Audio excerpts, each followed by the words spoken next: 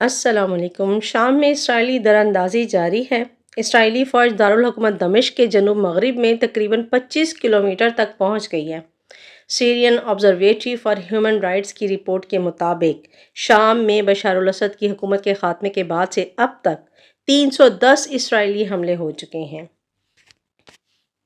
Bashar al Assad کی حکومت کے خاتمے کے بعد ملک میں آنے والی عبوری حکومت نے اعلان کیا ہے کہ ملک میں معمول کی حکومتی سرگرمیاں 3 ماہ کے لیے معطل کر دی گئی ہیں۔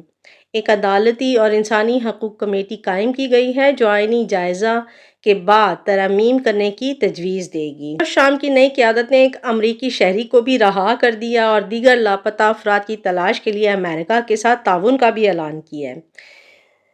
دوسری جانب روس اس وقت شام کی اپوزیشن قیادت کے ساتھ براہ راست رابطے میں ہے۔